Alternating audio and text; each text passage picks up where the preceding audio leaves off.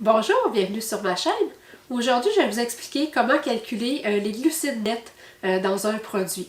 Donc, c'est vraiment important quand on commence l'alimentation cétogène de comprendre la façon de calculer les glucides. Donc, pour être en cétose, on a un maximum de 20 grammes de glucides par jour. Je vais aussi vous expliquer ce qu'il faut regarder au niveau des ingrédients. Parce que c'est pas parce qu'un produit contient peu de glucides que ça veut automatiquement dire qu'on peut le consommer. Il peut contenir des ingrédients qui ne nous conviennent pas, des ingrédients qui vont nous faire des pics d'insuline. Puis ça, c'est vraiment quelque chose qu'on veut éviter en alimentation cétogène.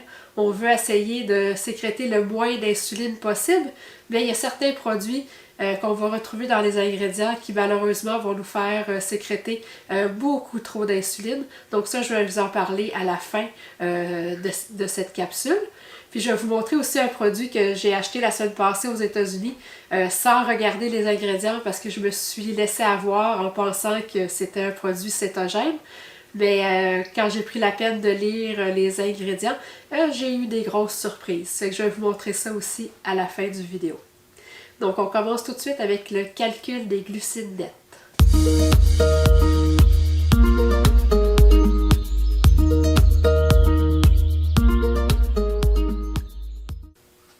Donc ce qui va nous intéresser, nous, dans le tableau des valeurs nutritives, ça va être la section glucides. Dans la section glucides, j'ai une ligne pour les fibres puis une ligne pour le sucre. Donc la ligne qui est marquée glucides qui est à 2 grammes, c'est le total du sucre plus les fibres. Donc ici, si je fais sucre plus fibre, donc j'ai 1 gramme de sucre, 0 fibre. Donc 1 plus 0, ça donne 1, mais ici c'est marqué 2. Donc le 1 gramme qui manque, c'est l'amidon. Mais l'amidon, vous allez voir, il n'y a jamais de ligne amidon. Et c'est jamais indiqué, parce que ça doit être une valeur qui est peu importante. Mais pour nous, on doit quand même en tenir compte de l'amidon parce que ça fait quand même sécréter de l'insuline. Donc ici, j'ai 2 grammes de glucides, 0 g de fibres. Donc ce produit-là contient 2 grammes de glucides nets. Puis c'est toujours important de regarder pour quelle quantité on parle. Donc ici, c'est pour 1/3 de tasse. Donc pour 1/3 de tasse, j'ai 2 grammes de glucides nets. Ensuite, à l'épicerie, quand on veut choisir, par exemple, une sauce tomate, ce qui est important, c'est de comparer, évidemment, les tableaux des valeurs nutritives, mais il faut s'assurer que les deux produits parlent de la même quantité. Comme ici, ce produit-là, le tableau des valeurs nutritives, c'est pour 1 demi-tasse, et puis celui-là, c'est pour 1/4 de tasse. C'est important de faire le calcul pour la même quantité. Donc ici, pour 1 demi-tasse, j'ai 6 g de glucides, 2 g de fibres et 4 g de sucre. Donc là, à ce moment-là, je vais faire 6 g moins les fibres, donc 6 moins 2, je vais obtenir 4 g de glucides nets pour 1 demi-tasse. Et puis celui-là ici, j'ai 4 g de glucides, 1 g de fibres et puis 3 g de sucre. Donc, nous, la seule chose qu'on regarde, c'est les glucides moins les fibres. Donc, ça va être 4 moins 1, ça va donner 3. Mais là, comme c'est pour 1/4 de tasse, je vais le multiplier par 2 pour obtenir le nombre de glucides pour 1 demi-tasse, pour avoir la même quantité que ce produit-là. Donc, je vais avoir 6 g de glucides nets. Donc, comme vous pouvez voir, les deux ont une valeur au niveau du sucre. Mais si je lis les ingrédients, il n'y a aucun sucre dans ces sauces tomates-là. Donc, le sucre va provenir des tomates. Parce que les tomates, ça contient du sucre. Donc, la ligne sucre, c'est pas toujours du sucre ajouté. Ça peut être justement le sucre qui est naturellement présent dans l'aliment. Donc, c'est ça. Quand on choisit une sauce tomate, on s'assure d'avoir le moins de glucides nets possible et on s'assure qu'il n'y a pas de sucre dans la liste des ingrédients. Donc ici, j'ai du Nutrilite, ce qui est un produit à base de xylitol. Donc celui-là, je vais avoir une ligne qui va être indiquée polyalcool. Donc quand on voit ça, polyalcool, il faut toujours aller lire dans les ingrédients pour savoir c'est quelle source de polyalcool. Parce que c'est de l'érythritol, du stevia ou du fruit du moine, on va déduire la quantité de polyalcool à 100%. Mais ici, c'est du xylitol. Donc le xylitol, on va le déduire à 50%. Donc ici, le calcul va être... Donc j'ai 8 g de glucides, 5 g de fibres et 3 g de polyalcool. Donc je vais faire 8 moins 5 g de fibres moins 1,5 de polyalcool. Donc je vais obtenir 1,5 g de glucides nets pour 2 cuillères à soupe. Donc dans ce produit-là, au lieu d'être indiqué polyalcool, ils m'ont déjà indiqué érythritol. Donc là, je sais que je vais pouvoir déduire les glucides provenant de l'érythritol à 100%. Donc le calcul va être 23 g de glucides moins 17 g de fibres moins 2 g d'érythritol. Donc je vais obtenir 4 g de glucides nets. Une autre chose qui est importante de savoir, si les glucides sont de 0,5 ou moins, l'industrie peut indiquer 0 comme glucides. Donc on voit ça entre autres avec la crème 35%. Souvent, ça va être marqué 0 g de glucides pour une cuillère à table, mais malheureusement, c'est 0,5 g de glucides pour une cuillère à table. Et puis aux États-Unis, jusqu'à 0,9, ils ont le droit d'écrire 0.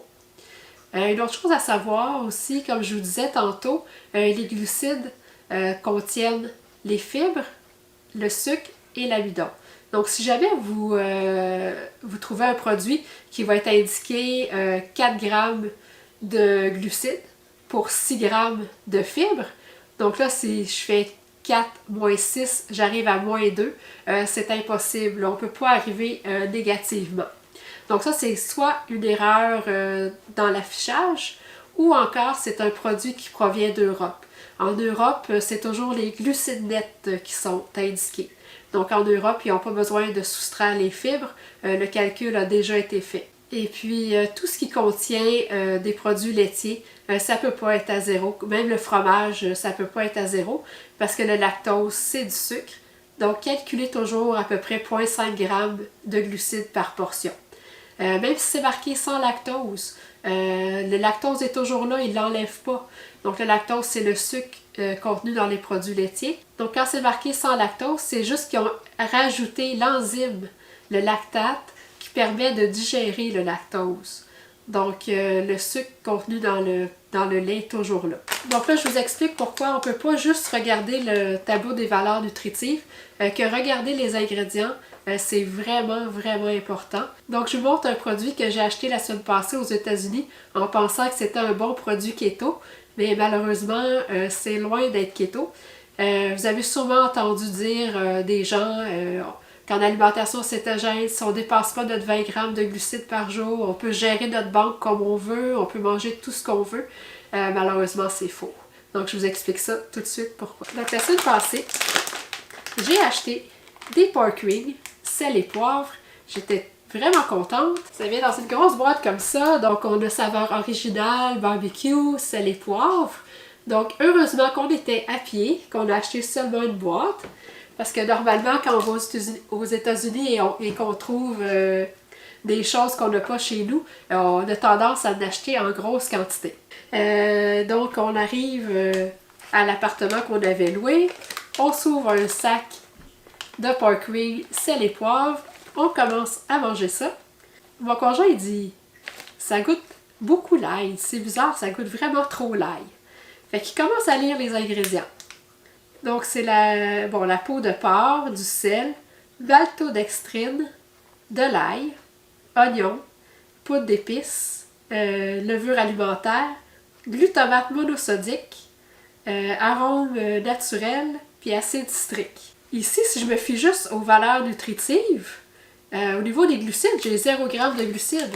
Fait que je pourrais penser que je peux manger ça à volonté, là, à 0 g de glucides. Mais le problème, c'est les ingrédients. Le maltodextrine, c'est le pire sucre que vous ne pouvez pas manger. La maltodextrine va vous faire un très gros pic d'insuline. C'est un des sucres qui fait le plus réagir l'insuline.